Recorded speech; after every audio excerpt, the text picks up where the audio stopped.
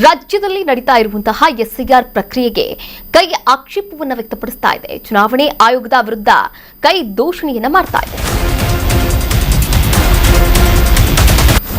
ಚುನಾವಣೆ ರಾಜ್ಯದ ಎಸ್ಐಆರ್ ಪ್ರಕ್ರಿಯೆಗೆ ಕೈ ಆಕ್ಷೇಪವನ್ನು ವ್ಯಕ್ತಪಡಿಸ್ತಾ ಇದೆ. ಚುನಾವಣೆ ಆಯೋಗದ ವಿರುದ್ಧ ಕೈ ದೂಷಣೆಯನ್ನ ಮಾಡ್ತಾ ಇದೆ.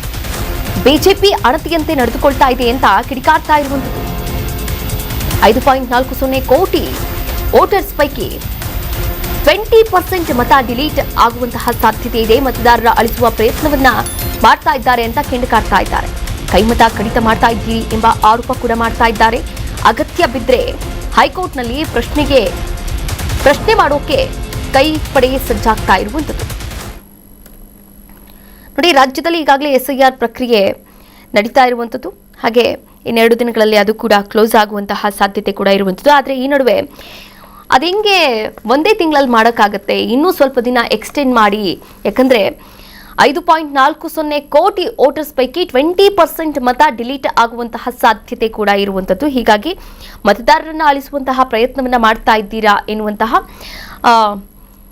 ಆಕ್ಷೇಪವನ್ನು ಕೂಡ ವ್ಯಕ್ತಪಡಿಸ್ತಾ ಇರುವಂಥದ್ದು. ಹೀಗಾಗಿ ಅಗತ್ಯ ಬಿದ್ದರೆ ಹೈಕೋರ್ಟ್ ಮೊರೆ ಹೋಗುವಂತಹ ಸಾಧ್ಯತೆ ಕೂಡ ಇದೆ. ಹೀಗಾಗಿ ಕೈಪಡೆ ಕೂಡ ಸಜ್ಜಾಗ್ತಾ ಇರುವಂಥದ್ದು. ಇನ್ನು ಮನೆಗಳಿಗೆ ಹೋಗದೆ ಗಣತಿ ನಮೂನೆಯನ್ನು ಮಾಡದೆ ಹೇಗೆ ಕಾರಣವನ್ನ ನೀಡಿ ಮತ ಡಿಲೀಟ್ ಮಾಡಲಾಗ್ತಾ ಇದೆ ಅನ್ನೋದು ಇಲ್ಲಿ ಆರೋಪ. 1 ಕೋಟಿಗೂ ಹೆಚ್ಚು ಮತವನ್ನ ಕೈಬಿಡಲಾಗಿದೆ ಹೀಗಂತ ಆರೋಪಿಸಿ ಕಾಂಗ್ರೆಸ್ ನಾಯಕರು ಆಕ್ರೋಶವನ್ನು ವ್ಯಕ್ತಪಡಿಸ್ತಾ ಇದ್ದಾರೆ.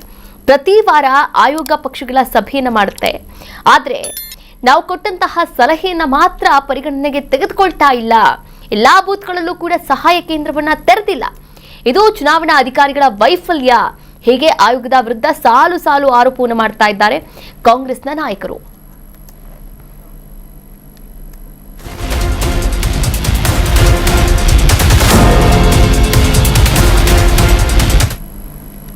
ಕರ್ನಾಟಕ ನ್ಯೂಸ್ ಬೀಟ್ ಫಾಲೋ ಮಾಡಿ, ಸಬ್ಸ್ಕ್ರೈಬ್ ಮಾಡಿ.